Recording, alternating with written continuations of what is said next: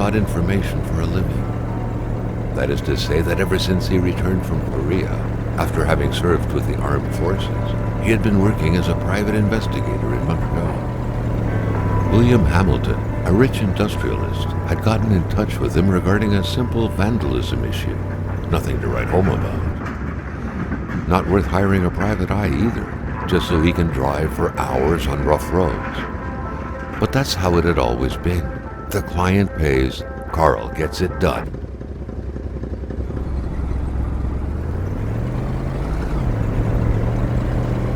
They had set up to meet at the general store, his client's business.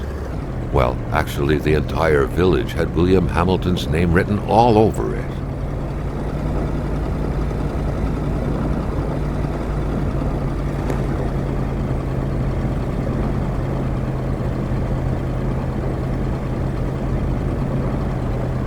When the roads were bad, muddy, or snowed in, it was customary around these parts to close them off.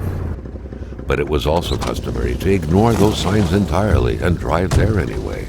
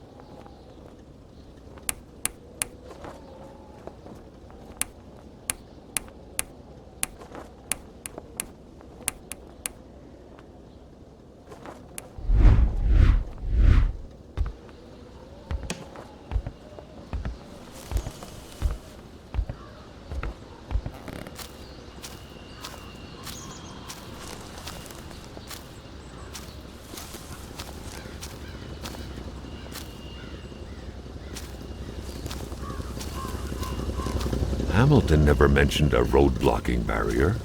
Why was it needed here in the back of Beyond? That would, however, be a mystery for another day. Carl had waited long enough for someone to come and raise it. Hamilton is waiting for Carl in the general store. It was time for him to get down to business.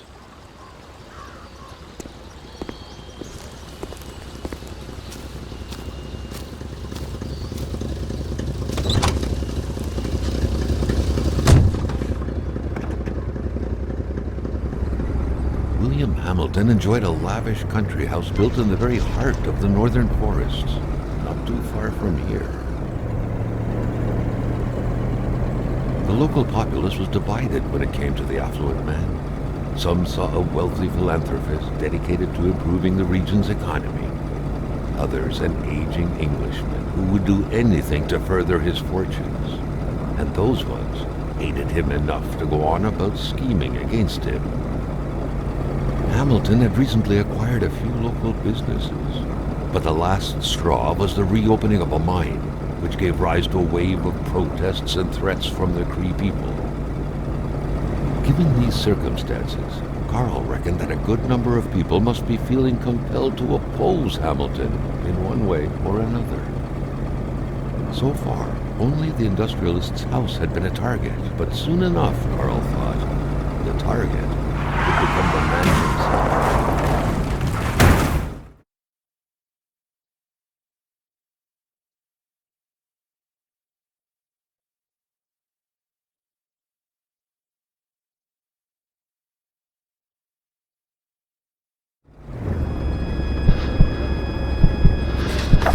Carl needed to get out of there. The cold and the pain required urgent care.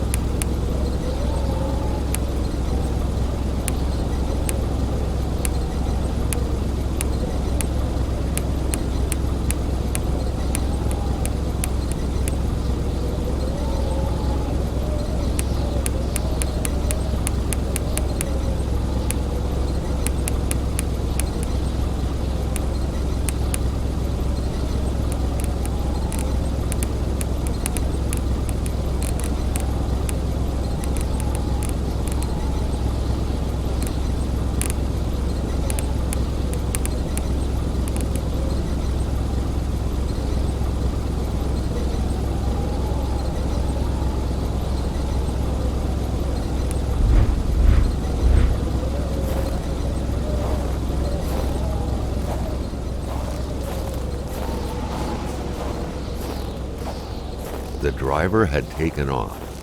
It was still best to check it out and leave nothing to chance. Carl needed help.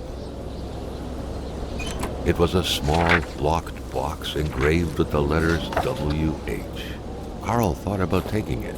Nothing was to be left to chance. Carl, ever diligent in his work,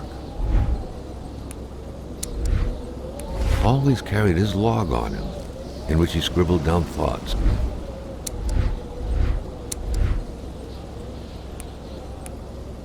And leads alike during the course of his investigations.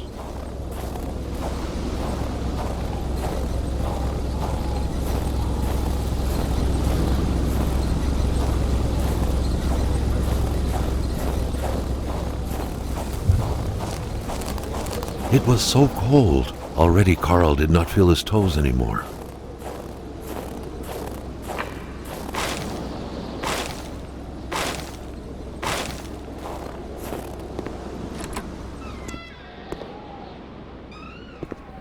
Even better than he had hoped. Carl Faubert had succeeded once more, and was now on his way to new adventures.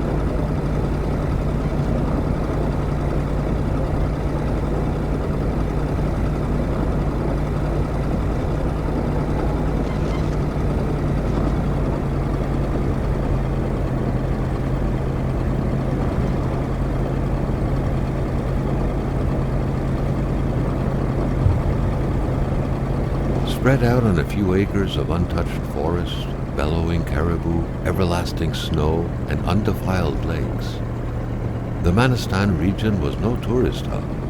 It was said to have been populated for millennia by Cree people, and ever since the industrial era, by the metal mining industry.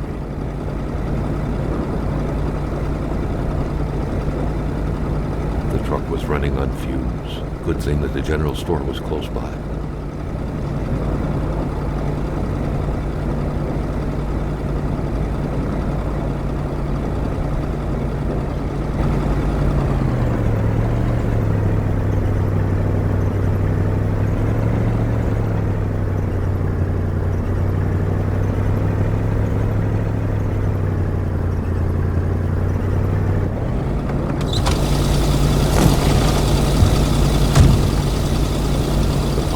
Surrender their divine nectar so easily. In all likelihood, they had to be switched on from inside the store. Something fell to the bottom of the box. Carl had no trouble recognizing his employer. He had been killed. There was no need to be a detective to figure that out. But only a detective could have noticed that the killer had to have been very close, that the fatal blow had been given before the victim even realized.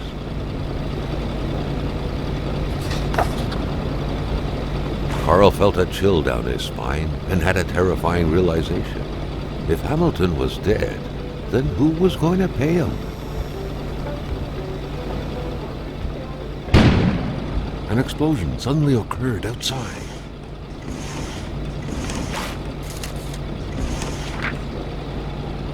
According to that log, it seemed like the whole village owed some money to the general store. Carl was far more interested in the bunch of nearby addresses he had just gotten his hands on, though.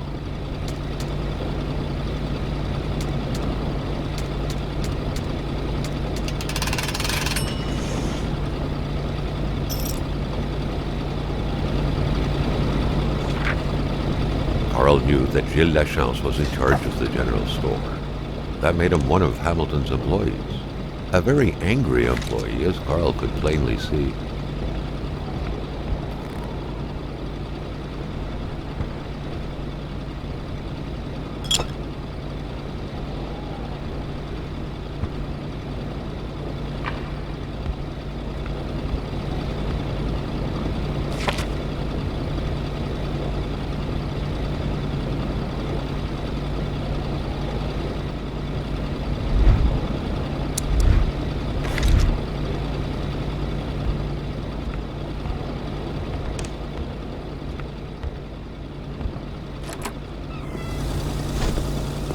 Maintaining his composure, Carl recalled something from his military training. Wolves.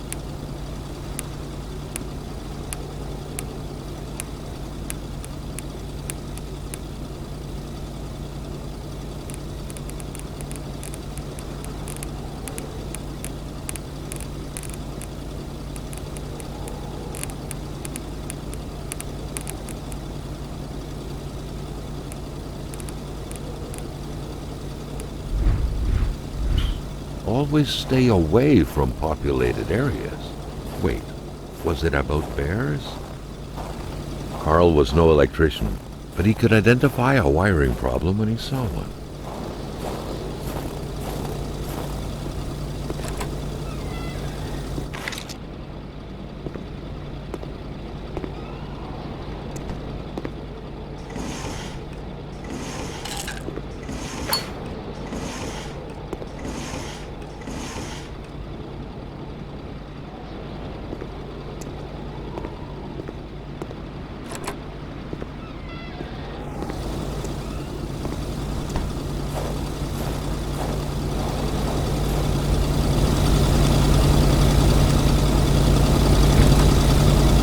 Murder weapon.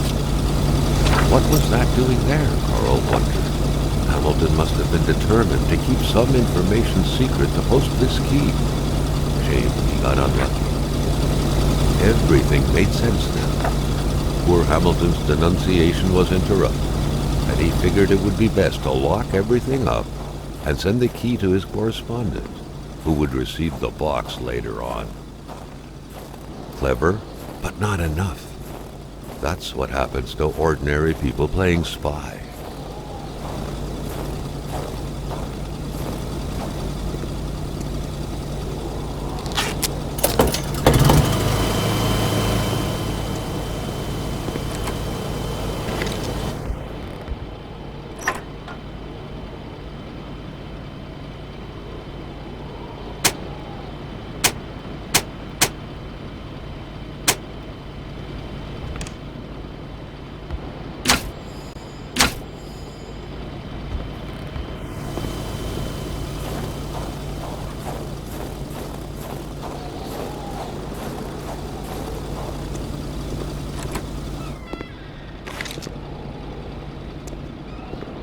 The crowbar was stuck under the lift.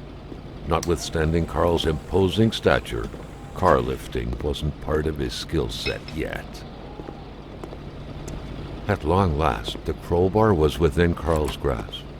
Surely it would come in handy at some point.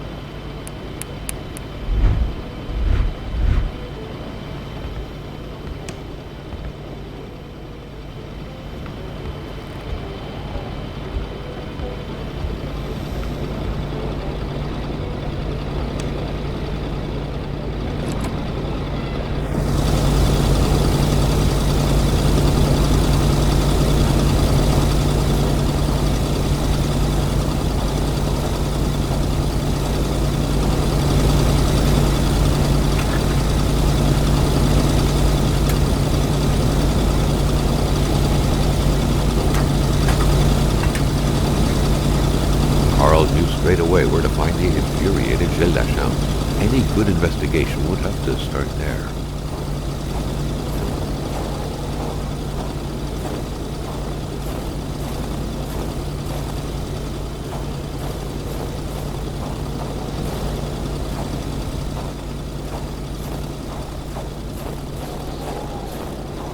Carl was beginning to know the store and its surroundings like the back of his hand.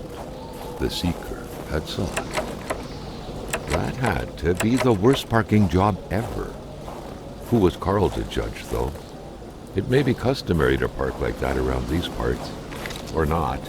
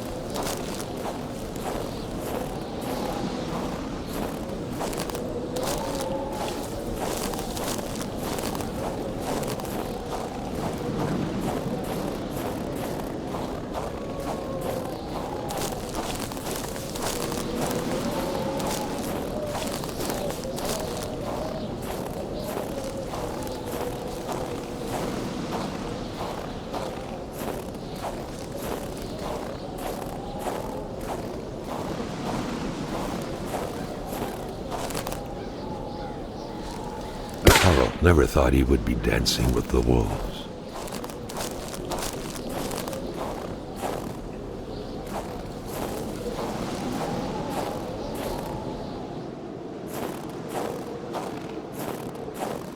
Carl was used to strange phenomena, but a chunk of ice like this, as if an iceberg came out of the ground, that was a first. The Polaroid, Carl's long-standing and faithful ally, had seen its share of husbands caught red-handed cheating. There's always something out there waiting to be snapped away.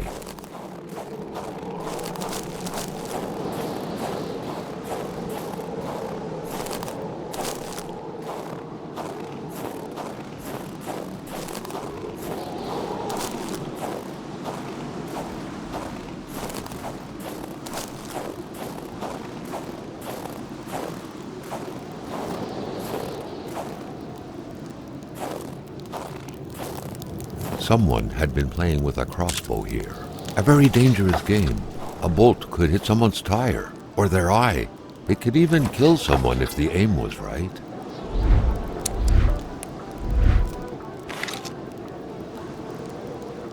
Without a single window to brighten things up, the inside of the cabin was almost pitch black. Beware of close encounters of knee and furniture.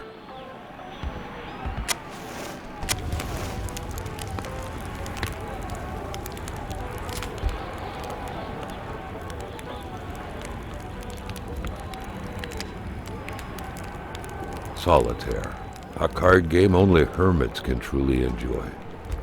Carl felt depressed at the thought of playing this.